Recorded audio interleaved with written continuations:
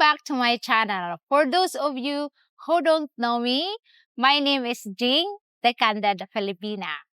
Today, we're going to talk about budgets. Not just foreigner budgets here in the Philippines, but also Filipino budgets. We will compare the two and see the real life differences on whether or not you could live here as a Filipino, and this will also give you a better understanding of Filipino lifestyle and struggles here. So, sit back, tune in, and let's begin. As a yardstick, I'm going to be using a typical province Filipino family living in the mountains, as they make up 70% of the population here in the Philippines that live on the poverty line. And whilst others Filipinos live on the same salaries or above the salaries of the average foreigner, they are a minority and not the majority. So we will deal with the majority. So let's say the average Filipino family of two parents, six children, a total of eight in the family, living on a monthly budget of the father, who is the main breadwinner of 15,000 pesos, which is $258. I know there are many videos saying that a foreigner needs $2,000 to $4,000 to be comfortable here in the Philippines. And whilst there are some that live on that amount or more, I will go again on the average foreigner pension globally and statistically that have a monthly pension of between $1,200 and $1,500. And let's use an example of a foreigner and his wife and one child aged 7 and living in a rented accommodation here in the Philippines. On the left side, I will put down the monthly budget for Filipino family. And on the right, the monthly budget for the foreigner family. To keep it real, I will use a Filipino neighbor of mine as a true example living here in a squatter area on their monthly salary. And I will use a friend of mine who is married to a foreigner, and they have told me their real monthly budget. As I am boots on the ground with the actual numbers and actual facts, I won't sugarcoat it and I won't push it. This is the truth from where I live and what I actually knew from the northern side of Cebu. So let's start off with rent. As a Filipino family live in a squatter area, it's rent-free. The foreigner pays 20,000 pesos per month rent. Next is electric. As you can see, there is a quite big difference as the foreigner uses aircon during the nighttime only. Water, no difference between the two here.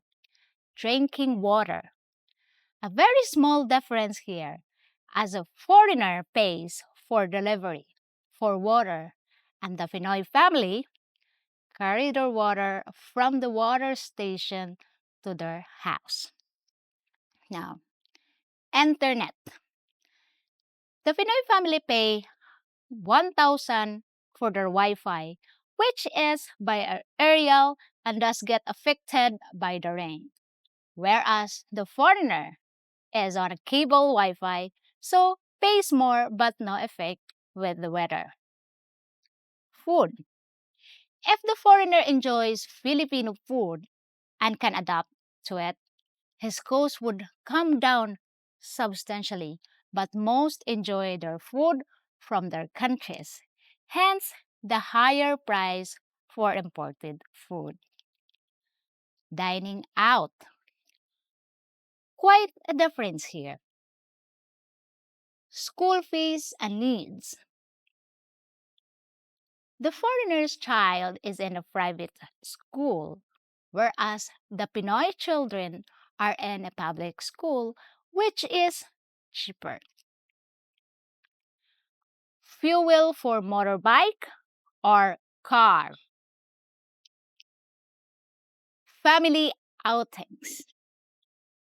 The foreigner family will go to a resort, a hotel, for a couple of days per month, whereas the Pinoy family will just go to a resort for the day, if lucky, maybe once a month. Cell phone loads. And finally, the total cost in pesos and dollars. So let's assume that the Filipino family on their monthly budget could at a push save 1,080 pesos. And that's without anything else that could crop up, like illnesses, or a funeral cost, or a motorbike breakdown, which could easily up to the family in the red. Let's assume that foreigner is on 85,000 pesos. He could still save 30,000 pesos per month if he budgets well. But again, this budget could rise should his car need repairing, or there was an illness, or additional medication, or if he took private health care. One of the main points that now become obviously clear to me is why Filipinas ask for support for their families. I know it's been debated many times on different channels, but when you break it down like this, you can see the real reason why. Realistically, it's not always greed driven. When pity is felt and compassion is felt towards these families, who am I to say or judge? But I do know many Filipinos and also know many foreigners. And I also know it's hard for a foreigner not to feel pity and compassionate towards their newly acquired family. However, I would say that if you were thinking about supporting a family here, that it should be discussed with the family in the first instance. Cards on the table, time, and I would suggest no more than 3,000 pesos being given to the family monthly, regardless of any additional problem that would crop up. As the 3,000 pesos is enough to try to save for a rainy day or give them a little bit of help and have a little bit of extra for the family. It's not much for a foreigner, but to a Filipino family, it's a big help. Where things generally go wrong is by it not being discussed, and where a foreigner will given 10 to 15,000 pesos a month, it's too much. The family will just brag, boast, and abuse it, and then go on to ask for more at a later date as greed then would start to sit in. Remember, they manage on their budget before you appeared. There is a well-known saying quote, the first time you give someone something for free, you create appreciation. The second time you give someone something for free, you create anticipation. The third time you give someone something for free, you create expectation. The fourth time you give someone something for free, you create entitlement. The fifth time you give someone something for free, you create dependency. And if you don't give them the things for free the sixth time, you create hatred. I do believe the code to be 100% the case here in the Philippines. So, in a nutshell, there you have it. The difference in income, the difference in lifestyle, and how the foreigner, in my opinion, can live fairly comfortably in between $1,200 and $1,500, and also why Pinoy families struggle and why they often request for support for the family. In reality, it's clearly understandable why. But now you know the ins and outs.